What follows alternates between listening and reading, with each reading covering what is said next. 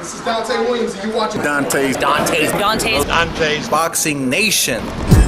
This is Showtime Sean Portland. Filipino Flash, Jesse Burns. This is Al Bernstein. You're watching Dontae's Boxing Nation. Hi, I'm Sugar Ray. Chick Shape. Sergio the last name more. Dontae's Boxing Nation. Boom, boom, boom, boom. Yo, this is Deontay the Bronze Bomber Wilder. My name is Gennady Golovkin. And you're watching Dante's Boxing Nation.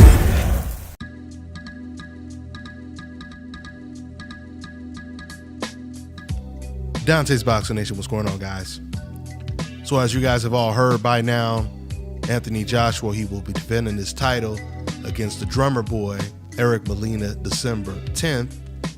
According to Deontay Wilder, who's been in the ring with Eric Molina, he said this is going to be a tough fight for Anthony Joshua. And it's pretty interesting that Deontay Wilder is saying that. Not only has he been in the ring with him, but the fact that I don't recall Deontay Wilder ever saying one of Anthony Joshua's opponents that he faced, previously was going to be one of his toughest fights. Of course, it has something to do with the fact that Wilder was in the ring with Molina, but I still think it's interesting that Deontay Wilder would say that.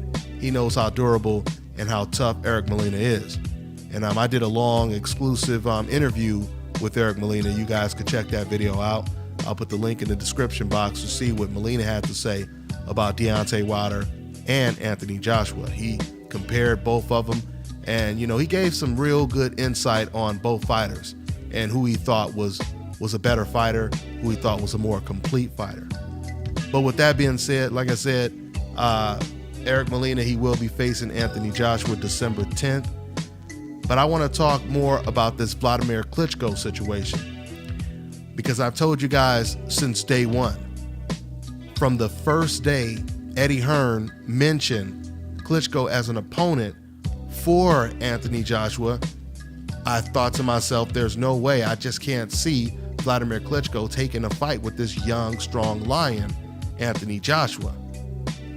Despite me saying that to myself, Eddie Hearn, he was very optimistic at the beginning when it comes to negotiating this fight with Anthony Joshua and WLADAMIR KLITSCHKO. So he kept saying the announcement is coming very soon. So then I started to say, well, wow, I got to give WLADAMIR KLITSCHKO more credit than I was giving him before.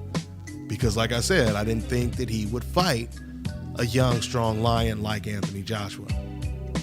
Then out of nowhere, all of a sudden, we hear WLADAMIR KLITSCHKO pulling out of the fight. We hear reports of him pulling out of the fight. We hear, and it wasn't a money thing because he was going to make some ridiculous money.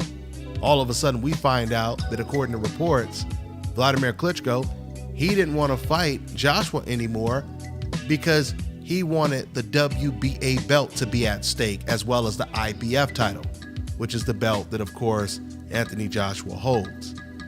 That was the reason why he was going to pull out. I told you guys before, that didn't make any sense. Obviously, WLADAMIR KLITSCHKO, who was the former undisputed unified heavyweight champion, obviously he wants all his belts back. I understand that.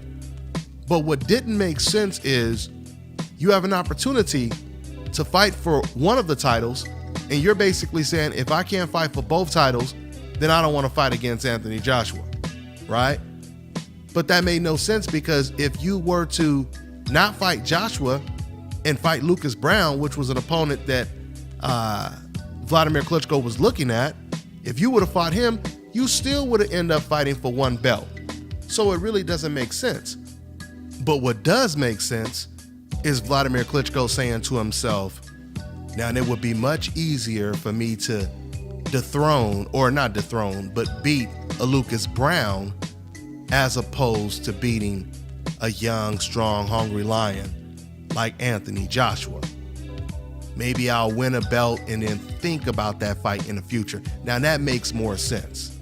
So this WBA excuse that WLADAMIR KLITSCHKO used why he didn't want to fight Anthony Joshua anymore if the WBA belt wasn't at stake, now he has no excuses at all, because it was just recently reported that now the WBA belt is on board for a Anthony Joshua versus WLADAMIR KLITSCHKO fight.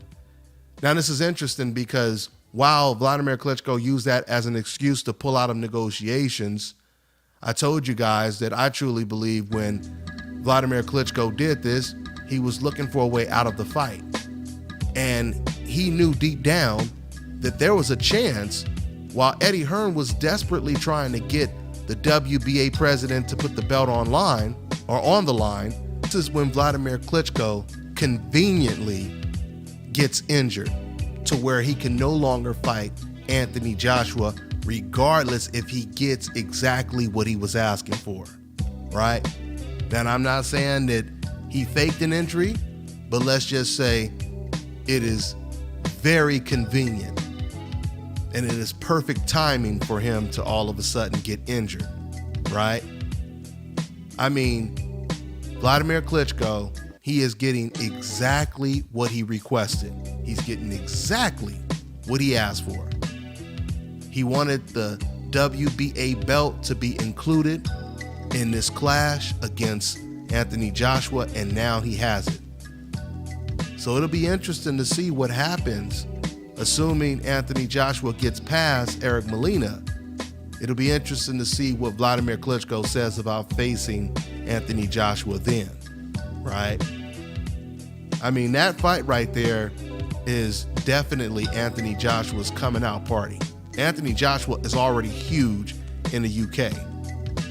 But if he beats and dominates Wladimir Klitschko, he becomes a universal name. He becomes big all across the globe, especially, for him being a heavyweight knockout artist. We haven't had, too many heavyweight knockout artists that was just dominating the division. We haven't had, one of those fighters since probably Mike Tyson. So, it'll be interesting. Hopefully that fight gets made. Once again, like I told you guys before, that fight for Anthony Joshua is graduation day. We've seen him tested against taller fighters. We've seen him tested against undefeated fighters, many undefeated fighters. But a fight against Wladimir Klitschko is the ultimate test. So let's see. Hopefully it happens. And, I still look forward to watching the Klitschko versus Molina fight, even though that is an extreme uphill battle for Eric Molina. But Eric Molina, he's one of them fighters that just wants to go in there and fight, win, lose, or draw. And I think Eric Molina, he's going to go in there and he's going to put on a good performance regardless what happens. So let's see what happens December 10th. That's all I got for now, guys. I'm on to the next one.